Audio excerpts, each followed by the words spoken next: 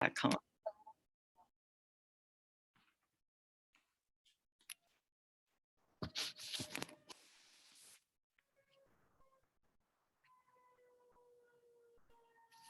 Good morning.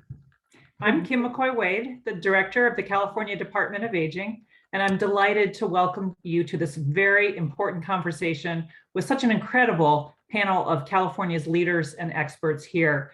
As you know, the good news is that California is leading the nation, if not the world, in our response to COVID, but we still have work to do.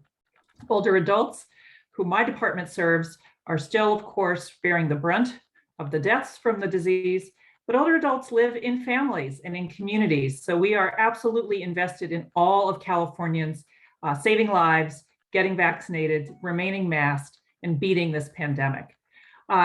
We have gaps. Not all older adults, about 3/4 of older adults have received their first shot, so there's more to do.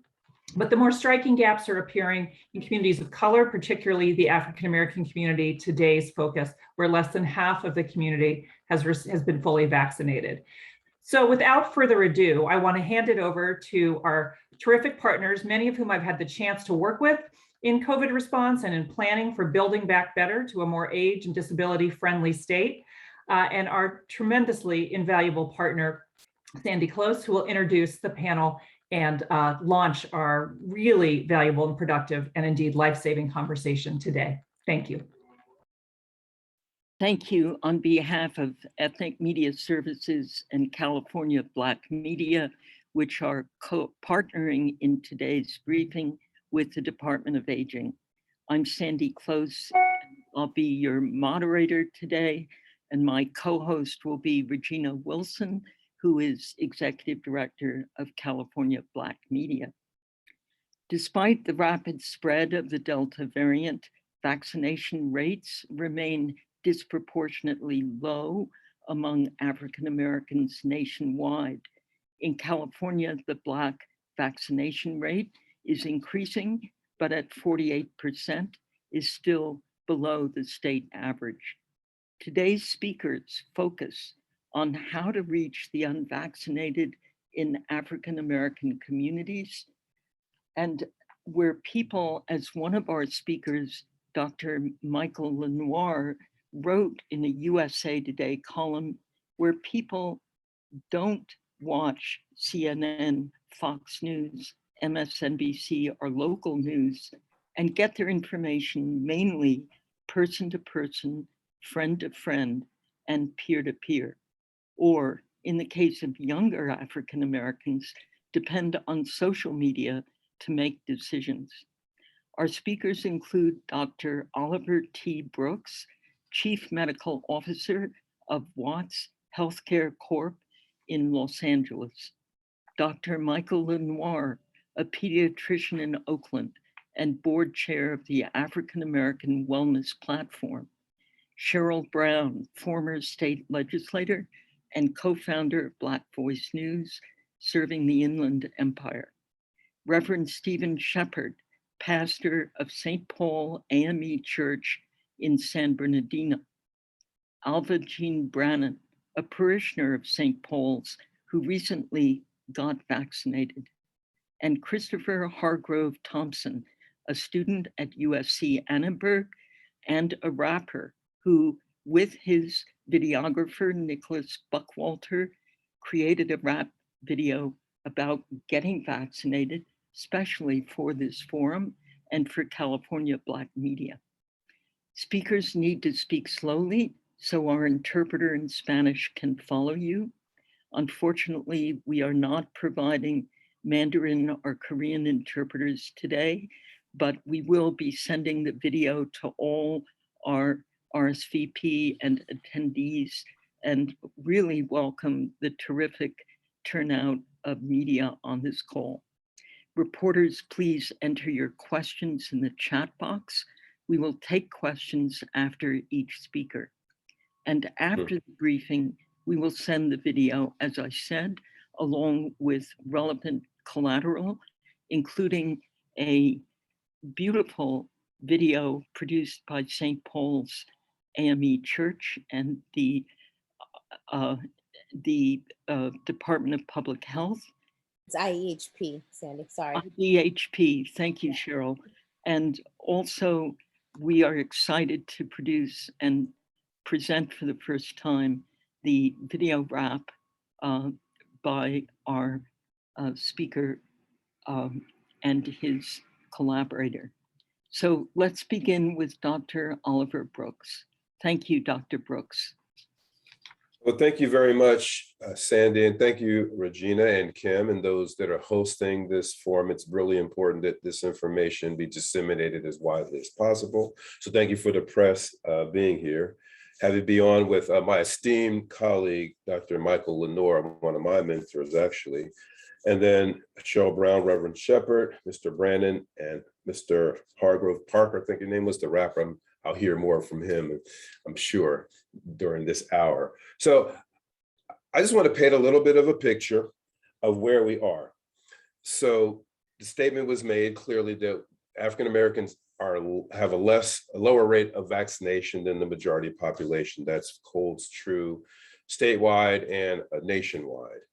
A few little facts. The Department of Aging is involved in this. So the case rate in California is 5.7 cases per 100,000. African Americans are 5.5% of those 65 and older. The death rate is 7.1%, percent, versus 5.5% of the population. So with COVID, for the senior population, higher case rate and higher death rate. I think that's really important because let's look at something else.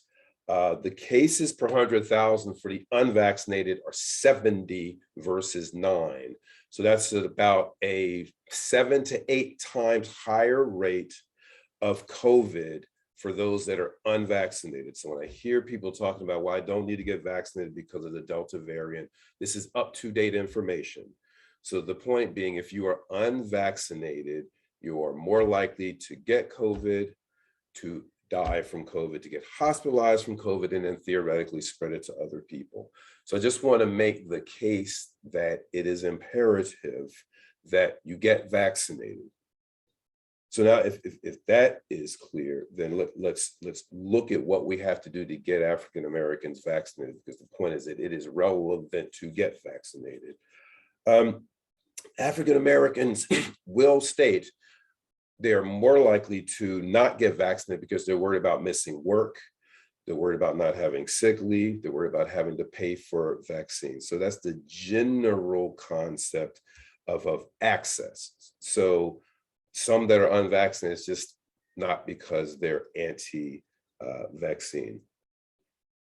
One final little note to add, the life expectancy from COVID, well, because of COVID, has reduced.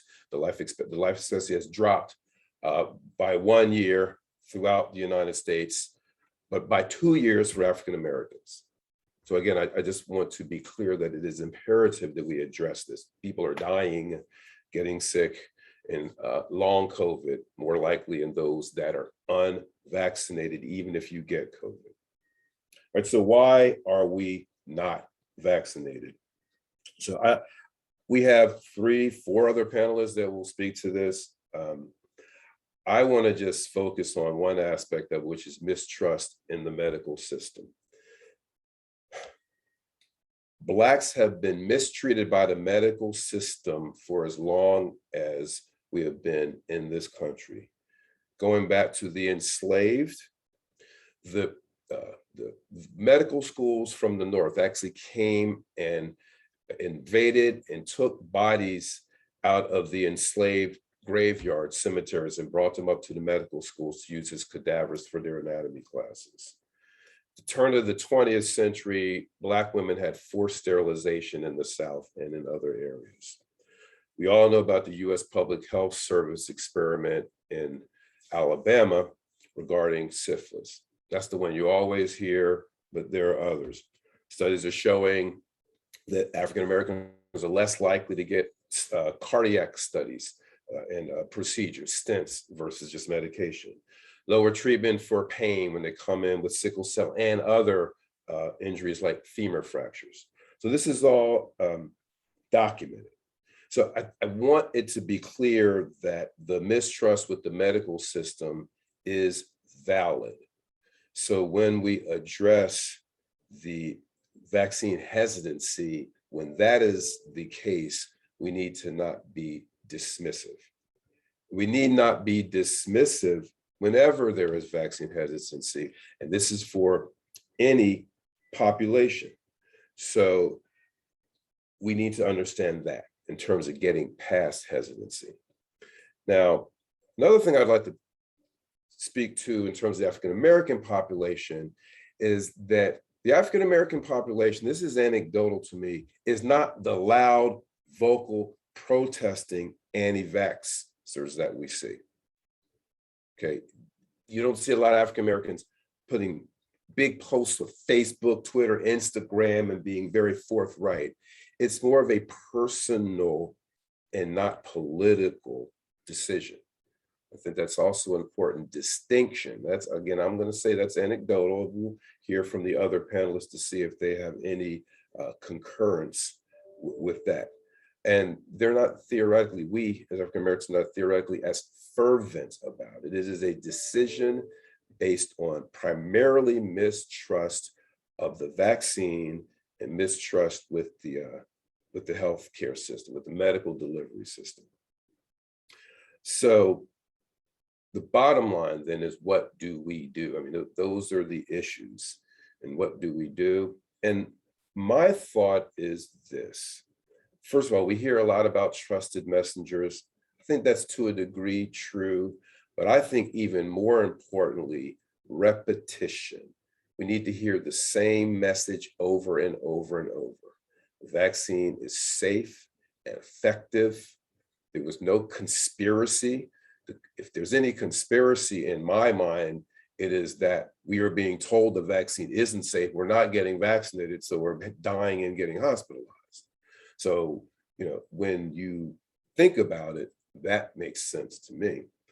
The other thing is you go to where they are. You don't, it's not a one size fits all. When you find one person that is hesitant about getting vaccinated, ask them why, and then address that particular concern.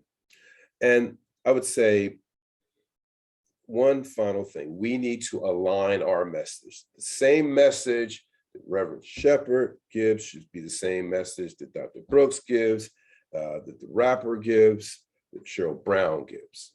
Okay, there will be slight variations, but if you look at what Wall Street does, they will pay $500,000 to run the same ad 15 times. They don't keep changing the ad. They show you the same ad every time because they want to beat it into your head. This is what you need to believe. So I believe that when we have press conferences, we have forum like this, we all can hear this, we can all get together and we can focus our attention, focus our message, because lives are in the balance. So Sandy, I will stop there and open up for any question. One last thing I'll say though, in terms of the vaccine, people talk about the Delta variant, oh, I don't need to get vaccinated. That's not true. The studies that we have, the people are 10 times more likely to get the disease and get death or long COVID, even with the Delta variant. So I will stop there again. Thank you very much. Thank you for those excellent insights. I'm going to go directly to Dr. Michael Lenoir, because the two of you represent, in a way, bookends for Southern California and Northern California. And you're both are, I don't want to say trusted messengers in the kind of casual way we refer to it. You are truly the frontline practitioners that I think deserve that title. So Dr. Lenoir, could you share your perspective, adding to those of Dr. Brooks? Unmute yourself.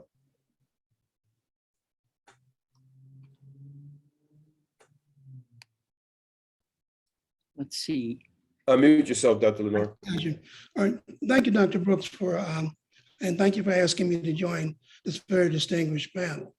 I think that we have to look at the history of African Americans over 400 years. to realize that we have, from the cradle to the grave, more chronic diseases. We die more quickly, we're sicker. And this was a perfect fodder for a virus such as the COVID-19 virus.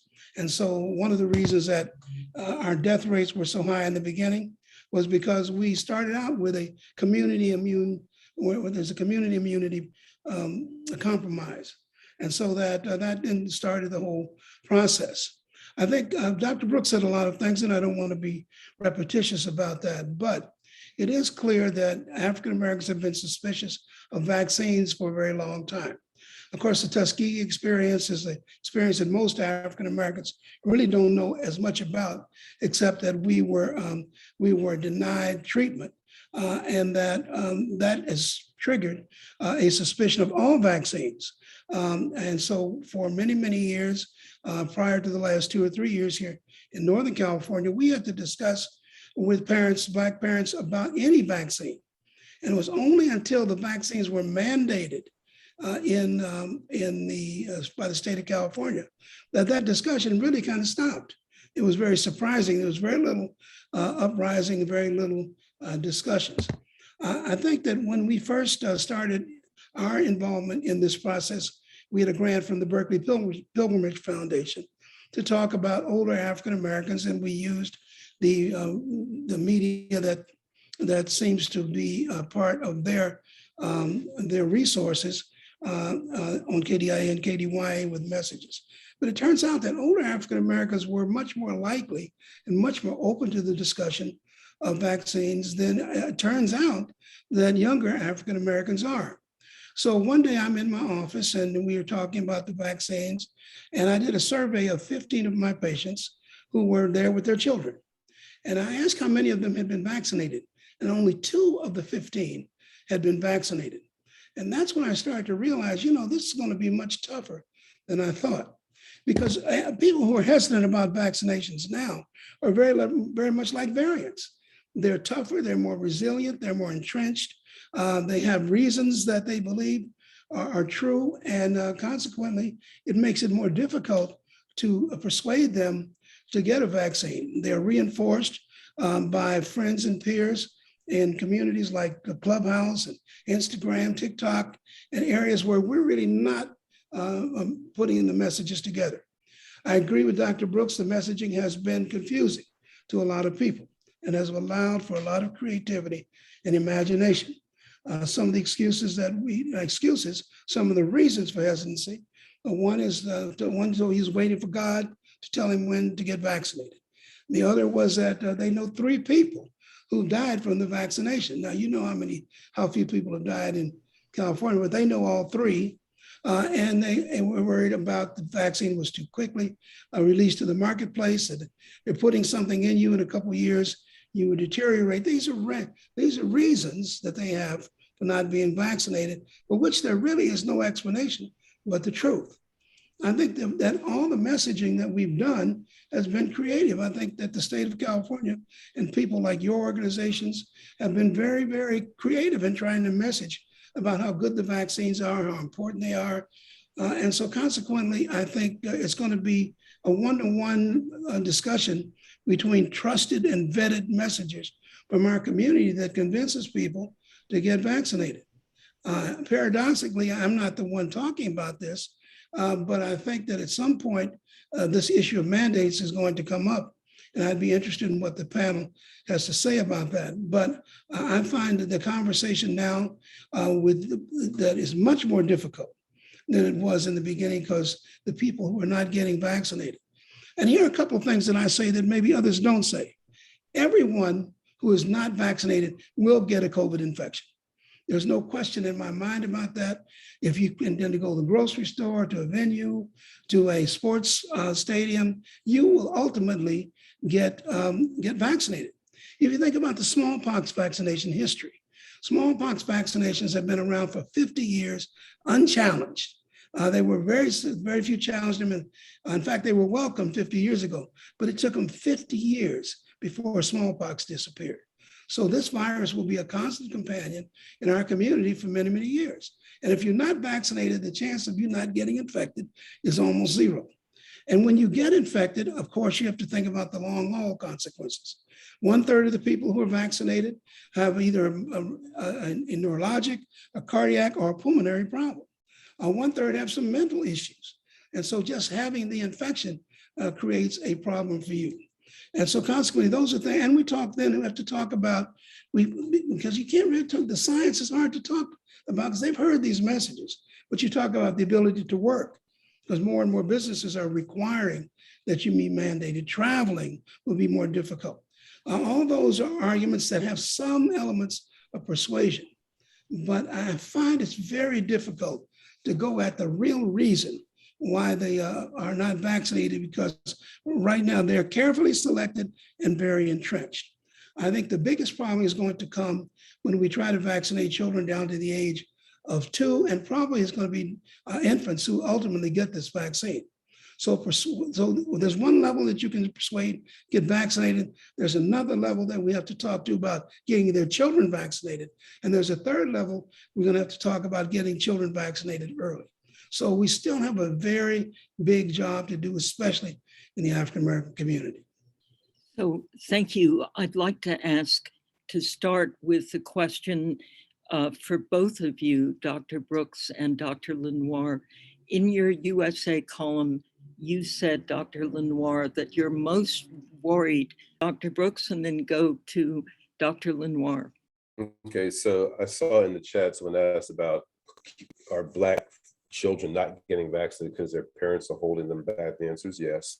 Studies show there's a higher rate of concern, and they're more concerned about vaccine than they are COVID, which is very improperly focused. So what can happen is, especially in the Black community, the grandparents hold a place of high respect. The grandmothers, in my opinion, hold the Black community together.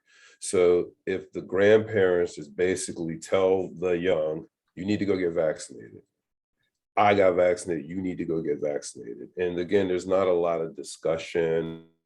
It's pretty straightforward. So I believe that there's a lot that can happen to increase the rate of children getting vaccinated. And we are seeing more pediatric COVID disease. And as you know, the only way you can have the MISC, the multi-system inflammatory syndrome in children, is from getting COVID. So we got to get these children vaccinated. And if they're not vaccinated, give it to grandma if grandma's not vaccinated. So that's what can happen. I'll let Dr. Lenoir speak on that also, obviously. Yeah, I just did a radio piece, and I'm calling for the resurrection of the Gray Panthers. You remember the Gray Panthers when they were an activist group? I think because so many of the older African Americans are vaccinated, and as Dr. Brooks say, held by high esteem by most families, we need to get organized. I mean, I have 4 children, I have 5 grandchildren, I have 1 great-grandchild, and all of them who can be vaccinated are. And they asked me why. I said, because. Now, because used to work when they were teenagers, and it worked a little bit on this occasion, but we had a discussion. But I think there really is a place for older African Americans and for older Americans to organize, to talk to families and to talk to friends, and to be out there very active and engaged in this discussion about vaccinations. And I'm hoping to see that take place as a groundswell from this one suggestion. Thank you. I'm going to pass the microphone on now to the Inland Empire and ask both Dr. Brooks and Dr. Lenoir to check the chat box for additional questions. We will come back to you at the end of the panel. Dr. Brooks, I realize you may have to leave early, but I really appreciate any answers you can provide on the chat box to questions from our media. We want to include the Inland Empire, and if we could expand it, Imperial County, the Central Valley, Del Norte, Siskiyou, the whole state. But we're very fortunate to have Cheryl Brown give us a very quick read on vaccines in the Inland Empire, and the role you see of religious leaders. And I'd like to ask you to then introduce Reverend Shepherd. Thank you so much, Sandy. I wanted to just start out by saying that the AME Church has what's called the Social Action Commission. And in each church, they have a social action committee, and I'm the chair of that social action committee that we've been taking on. Now, yesterday we had a meeting with all of the social action chairs across the state and throughout the United States. The kind of things that are happening now with this COVID is that people are going in to the pastors saying, well, I need a religious exemption. And that's becoming more and more of those people who don't want to get vaccinated. They think that they can get by without getting vaccinated, but with that religious exemption. So that's something that pastors are going to have to really look at and watch, because there is no religious exemption. They told you there were, but there's no religious exemption because the Bible speaks about how we need to do the things that we need to do to take care of ourselves. Now, in the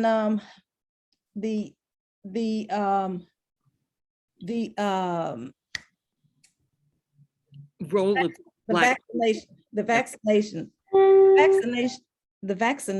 whenever we got started here in San Bernardino, the first thing I did, I talked to one of the doctors from the Black Doctors Association, and he asked me to help set up something so he could do some testing.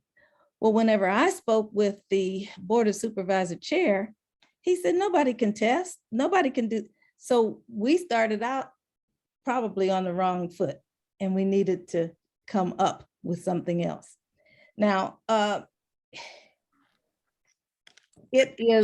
people are getting vaccinated in my circle, but there are still people who are outside. But I wanted to introduce you to someone who has a lived experience and tell you how that happened. When I called Pastor Shepherd for the first group that we did, he was interested. He had not been a fan of vaccinations, and he really he didn't really want to get a vaccination at first when the whole discussion started. And I remember how one of our friends, close friends, died of COVID early on. We didn't know about COVID. As I was speaking to the pastor, he would always talk about how tired he was. He would always talk about he couldn't keep his eyes open. He had lost his sense of taste. Well, my husband heard us talking. My husband called that same county that I was telling you about a minute ago, and they said, give us his phone number and we'll call him. They called him, and when the doctor finished, he said, you go to the hospital right now, don't stop. He went to the hospital, and 5 days later, the doctor looked at him and said, you know, people who come in your condition, they don't generally get out. They don't generally walk out. But I'm saying that to say, Pastor was convinced and is convinced now that this is something that's very important for us as African Americans. And he has gone all out. He has done the video. He has done I think we did vaccinated over 500 people or close to 500 people. And it worked very, very well. And his leadership is what's changing the trajectory of this vaccine, or this vaccine in our community. So with that, I'd like to introduce one of the greatest pastors in Southern California and probably California Conference, Reverend Stephen Shepherd. Thank you. Thank you, Reverend Shepherd. Wonderful to have you. Thank you so much, Ms. Close, and thank you, Sister Brown, and to this distinguished panel. Thank you so much for allowing me to be a part of it. As former Assemblywoman Sister Cheryl Brown said, yes, I did have COVID. I was on COVID's doorstep of death. And I did not want to get the vaccine because of some of the issues that both doctors had discussed, the Tuskegee experiment and some other issues that we as Black folk deal with, not just the historical background of the hesitancy of the Tuskegee experiment, but how we're treated every day when we go into doctors' offices or to ER rooms, that leads to us being hesitant to getting treatment and vaccinated. But historically, the Black church has served as the epicenter for bringing about positive change in our community. And the AME Church is no stranger to that. In 1793 in Philadelphia, Pennsylvania, when we were on the front line fighting the yellow fever there in Pennsylvania, we did that and helped bring an end to or some comfort to those who were suffering from the yellow fever. It was my job. I felt it was my job when I was released from the hospital. One was to make sure that our community had the right information. The Bible tells us that our people perish for lack of knowledge.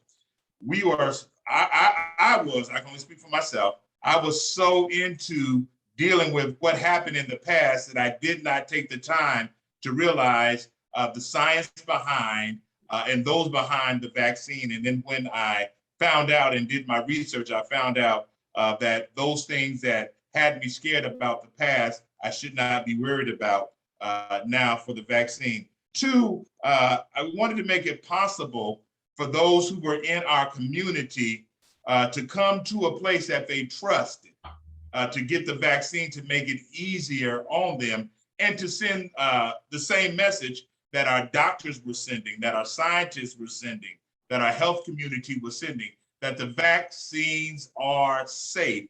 And our community suffers the most from not being vaccinated. So we wanted to send that message. And third, what we wanted to do was to bring hope, help, and healing to an underserved community that suffers from health disparities.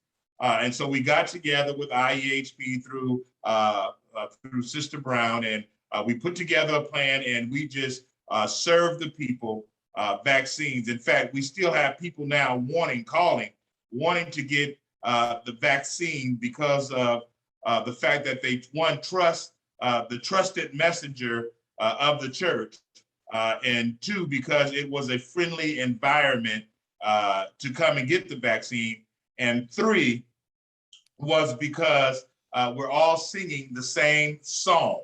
We might be singing it in different parts, but we're all singing it. We're all singing the same song.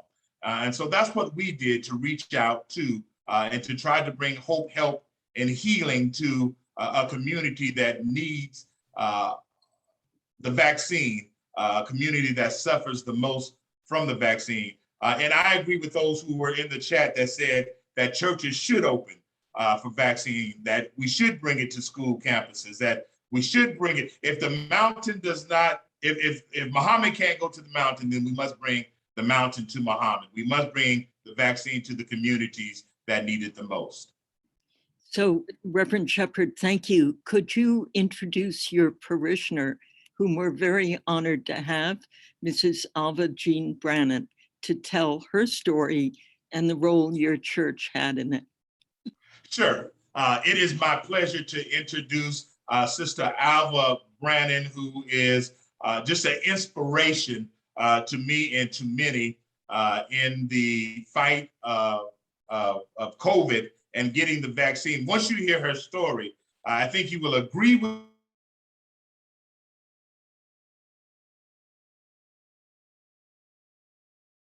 in our community to get vaccinated. I present to you Sister Alva Brannan.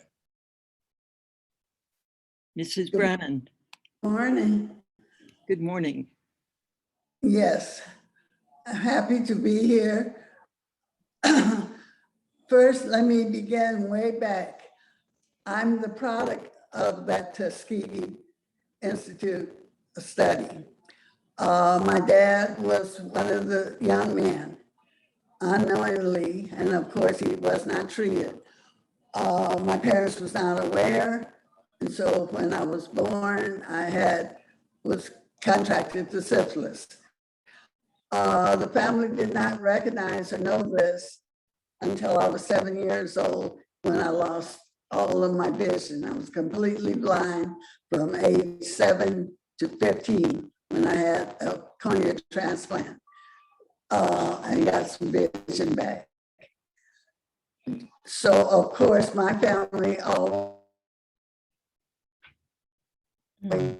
said no vaccine. It was just part of it. I remember having to get, my grandmother had to get a court order just for me to get the smallpox vaccination because it was said your arm would rot off, and because it would make a big blister. That's how entrenched I was. I told all of my children, I have 3 children, 5 grandchildren, and 7 great-grands. Don't get that vaccine. Anything that they wanted to give to us as African Americans, you know, has a negative thought about it. It's going to do something harmful to us. It's not good. Why do you want to give it to us first? Anytime the government has never wanted to give us anything first. So why do you want to give us this vaccine? Now, so we wasn't getting it. I have a lot of the compromising conditions, pulmonary hypertension, high blood pressure, diabetes. So when I went to my pulmonary doctor, they were going to give the vaccine. He said, "Can I set your appointment?" "No, I don't want it." He said, "Well, you know," he gave me the talk, "what's going to happen to you if you get COVID? You're going to die." I mean, straight out. He didn't put any butter on it. He just told me straight out. Yeah.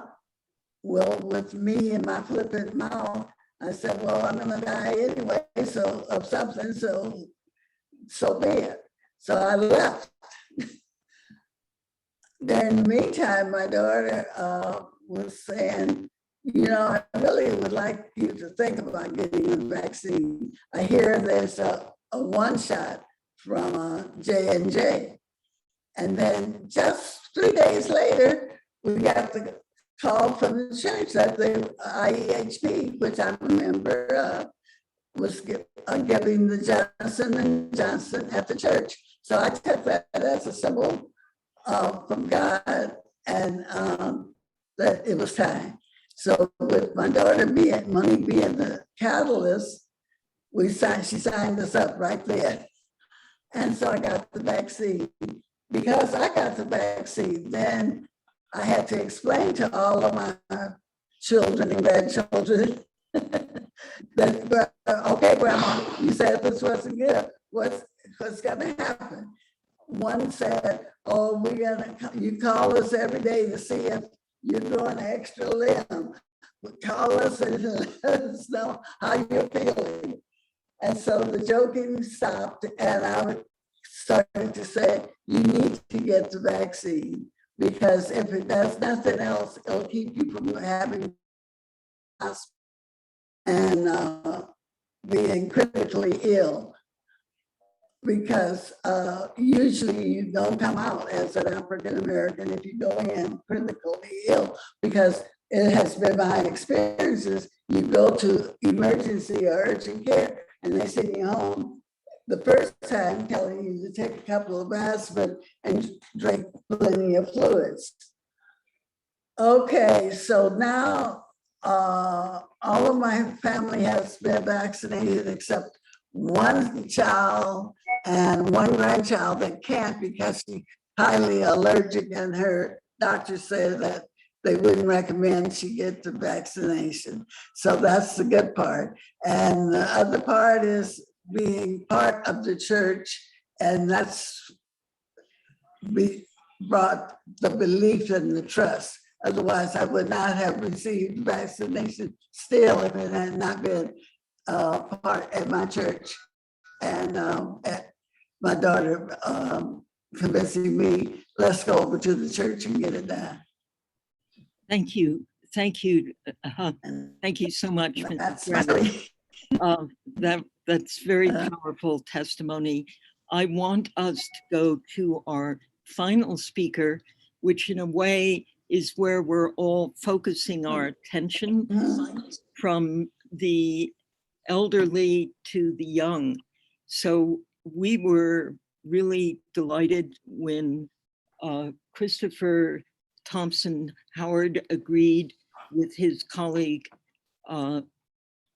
Nicholas Buckwalter, to be on this panel and speak from the perspective of a 21-year-old student rapper. And he told me something extraordinary, that he finally decided to do a video of himself getting vaccinated, which we'll play at the end of his presentation. But if you listen carefully to that rap, it was his grandmother and the desire to see her that finally convinced him he needed to get vaccinated. So there is this remarkable intergenerational connection. Christopher, can you join us with your story? And then we'll have time for Q&A for all of our speakers at the end of the briefing. Okay, so I guess I can just formally introduce myself. I'm Chris, and this is the person I was in collaboration with. He's my roommate friend, Nick. But essentially, as far as like my personal story goes, when I first saw COVID, I was just kind of like taken back by it as everyone was. And then I started seeing more information come out gradually. And I tried to like decipher the information from like matrix of just procrastination. Like every youth, I have my reasons for my procrastination, but ultimately that's where I was just at as far as like evaluating the situation as a whole. And then vaccinations came out, and yeah, more procrastination on my end, because clearly with a vaccination, it just lowers your like likeliness of like spreading the disease and contracting it. So it was very just nonsensical for me to just not go out and get it like initially when it came out. And I think too, also like from the perspective of like the younger generation, like because a lot of our information is filtered through social media, like there's so much misinformation. And I think even if maybe you don't fully believe it, since a lot of young people already are so busy and just procrastinate on a variety of things, not just vaccinations.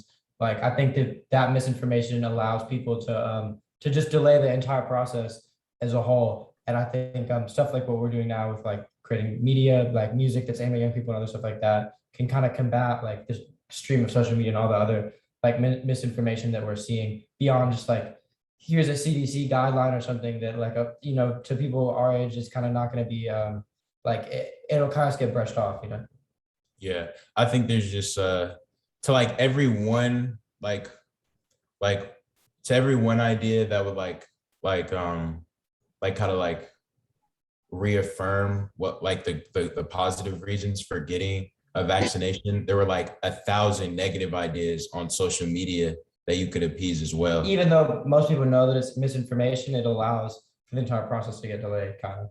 Correct. So that just caused more procrastination on my end. But then it's almost a blessing, because I got this opportunity to make the song. And I also got I got an opportunity to make the song, and to be a part of like getting the vaccination rate down in LA County. So I just felt honored to do that. And I also wanted to see my grandma as well and tell her about the project while I was making it. So getting the vaccination in that order just helped stop the procrastination overall, and just kind of like blossomed into something that I couldn't have foreseen. So that's pretty much my story. That's inspiring. Thank you to both of you. And I'd like to play the rap video, which is not the final complete with the backslide finished, but has the message that you think would be the kind of message artists would be willing to produce to reach your generation? And could you just finally put your thoughts about what we can do to support more artists like you guys to get this kind of constant communication that Doctors Lenoir and Dr. Brooke spoke about, that it has to be constant, as you say, to combat the disinformation? Yeah, I think just more genuine opportunities like these that yeah, honestly, with some type of incentive behind them, as far as like these kids can be a part of something, like, so they're not just like constantly like seeing disinformation online and like internalizing the information. They feel like, I feel like if you feel like you can be a part of something positive, that helps a lot. That changes that's the difference in most situations right there. So yeah. That's great, Chris. Okay, we're gonna play sorry, Nick. Yeah. Oh, I was just kind of add on to what Chris was saying. Like, I think also like stuff like this with music and just other ways of like communicating the information is extremely effective, just because like that's basically like most of like that has probably more power over the youth generation and like our minds and ears than maybe like just simply like plain education and information. Like sometimes I think when we present it in contexts like this, like it really allows the youth to actually like pay attention and listen to it in a more genuine way. Thank you. So now we're going to see Take a Vaccine, Say Yes by Christopher and Nick.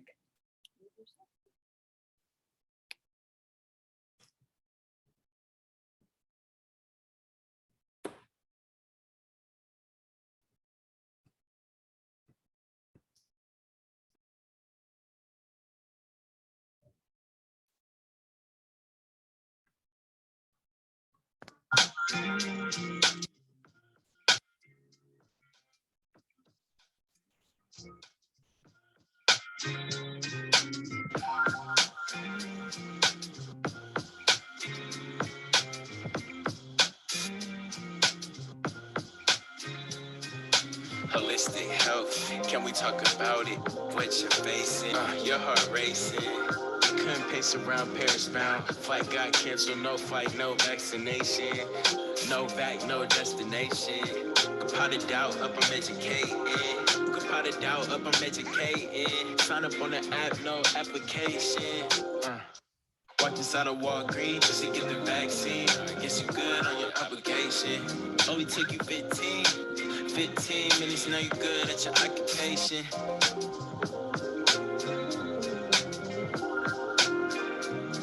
Hey, you should care less about the PR press. You should care less about what I say next. I gotta make sure all my people stay blessed. You should care less about the PR press. You should care less about what Fox say next. You gotta make sure all your people stay blessed. Take a vaccine, say yes. Take a vaccine, say yes. Take a vaccine, say yes. Yes. Take a vaccine, say yes. Take a vaccine, say yes. Take a vaccine, say yes. Take a vaccine, say yes. Yes. Take a vaccine. Thank you. That's very, very exciting to see. I'd like to just hear from our fellow panelists. What did you make of the video? I'll speak. First, I think that videos such as that, and hopefully that I hear an echo, but the videos such as that have as much staying power, as much influence as anything that I may say, specifically on that generation. And number two, I like the fact that at the end he gave a reference on cdc.gov. That just, to me, that made it, to me, almost fully legitimate. He didn't go say, come to my website and check it out. So I thought it was, it's excellent. We need more work done like that. And that's what I was saying and what others have said, having the same mess, being on the same page. Hearing that from an old fogey like me and a young maverick like these two gentlemen. Yeah, plus you can understand it. I mean, that's one thing I have trouble with rap. I know the music is good and I know the lyrics are powerful, but at least I can understand what he said on this one. And then that goes a long way, I think, to persuade people. There was enough of the, the abstract, but I mean, at least I can understand the words for the first time in most of the rap songs I've heard over the last 3 or 4 months. That's great. Reverend Shepherd. Yes, ma'am. I echo the words of Dr. Brooks and Dr. Lenore. I think it was wonderful. I was over here patting my feet, but more than the beat is the message behind it. And it's up to us, especially as church leaders, to embrace folk like Chris and Nick to come into our spaces and to share that message. So I'll say it now for the whole world. I'd be more than happy to have you here to come and spread that message and share your story in the hopes that we can get more folk vaccinated. Thank you. And Mrs. Brannon and Ms. Brown, Yeah. any thoughts on the message? And I had to listen to it several times to hear the reference to seeing my grandparent. That's because, like Dr. Lenoir said, I have trouble picking up the words on the rap, but I was so inspired as a grandma when I heard that. Yes. Yes, that was really great that whenever he included that's intergenerational. That's a message that goes to the old folks, it goes to the young folks, the way that he presented it. My suggestion is one of the things we should do is to have a contest and have a rap contest that who can do this and give a prize for these young folks to come up with that kind of program. So Great. I put it in the chat and I'm hoping that you'll take us up on it. Great. I love the idea of Gray Panthers and a contest of young people. And finally, Mrs. Brannon, your thoughts. I thought it was really good. I agree with the doctor. I could understand the words. And I did find myself tapping my foot along with the beat. And it's a good way to get the message out to the other generation. Right. The message of we've got to get our people to stay blessed, I think came through loud and clear. Take a vaccine, say yes. We got to get our people to stay blessed. So with that, I want to open it up for a couple more questions. Yes, Dr. Lenoir. I'm sorry, I may have misheard. We do have a question for Reverend Shepherd, which is, how do you address what Ms. Brown raised when people claim a religious exemption? What are words that could address people who want to take a religious exemption? I was just as surprised when she said that. I've never heard that that they want to take a religious exemption, but I guess it has happened to others. It hasn't happened to me yet. I think we would have to take it by case basis and find out why or what is the rationale behind them saying religious exemption. And as far as our belief is, we believe that God can heal, and if it's true that God can heal, then God can heal through vaccines, through doctors, and through scientists. And so there is no such thing, as far as I'm concerned, as a religious exemption when it comes to the vaccine. And so we would just have to sit down and conversate with the person and get an understanding. Thank you. We have two questions from the chat, Joseph Pimentel and Henrietta Burrows. Joseph, can you ask your question? Very important question. Oh, yes. How are you? Yeah, this is regarding that the recent Nicki Minaj tweet. I mean, generally speaking, I mean, can you just all talk about what role social media is playing in spreading misinformation about the vaccine? And how do you all, as trusted messengers, as doctors and pastors, combat, such a powerful, tech tool? But yeah, how do you combat that? So let's take Dr. Lenoir, and then I would like to ask our social media experts on this panel, Chris and Nick. I think I was very encouraged by the response to her tweet. I think most of the Black community considered it inappropriate. And quite frankly, she's been ridiculed for sending it out. She has a following, but most of the time when you have followings like that, they're really not looking to you for political leadership and leadership on not important, but more health-related issues. They're looking for information about what you're doing today, tomorrow, and what you're doing in the future. So I think that what I saw on the social media that we're engaged with was that there was a big backlash against what happened, and it probably should have been. And Chris and Nick, do you have any thoughts you want to add on that? And also, I can't see if Mrs. Brannon wants to weigh in on this as well.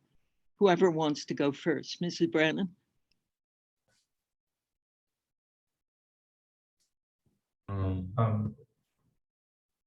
Okay, Chris, there's a bit of a technical glitch with Mrs. Brannon, but Okay. Chris, why don't you go? Okay.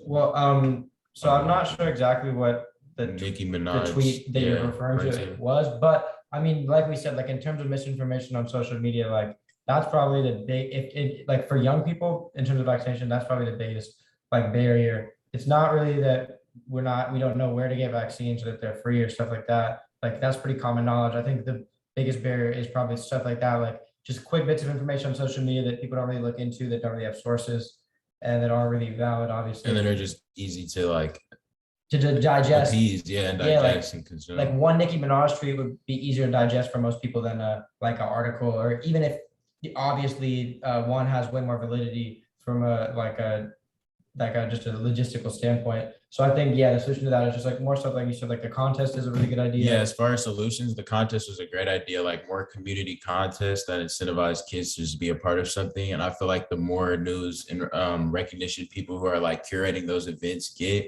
in their respective areas or whatnot, more people like who the Black community see as like, I guess, quote unquote, idols will probably be incentivized to like throw those on a higher level because people are doing the groundwork. Wonderful. Our last question and final response will go to Henrietta Burrows, who asks a very important question. Henrietta, could you ask your question for each of our speakers to weigh in on? Sandy, thanks so much. What would you say to the idea that as African Americans, sometimes we're much too involved in past hurts, and this involvement kind of prevents us from responding effectively to current situations? Like the Tuskegee Institute. I mean, the Tuskegee experiment is, it's very different from what's going on today when vaccines are given to everybody. So how do we get over the past grievances to take advantage of? Yes. Okay, well, it's a great message to go out on. Let's start with Dr. Brooks. How does a community move beyond the incredible historic memory to embrace the future? So first of all, thank you for having me.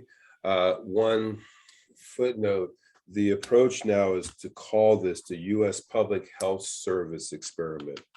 When we refer to it as Tuskegee, the first thing that comes to your mind is a negative vision of Tuskegee. So I was with a woman whose father was involved in it just this past, a week and a half ago. And so she made that point very clear. So I call it the USPHS, US Public Health Experiment on Syphilis. The answer is you learn from history to lead you in the present and guide you into the future. So it's almost like PTSD. I mean, the African Americans have suffered a shock for 400 years. So it's not just as simple as forget about it. But the bottom line is you got to live in the present. So you can look at the past, but you got to live in the present.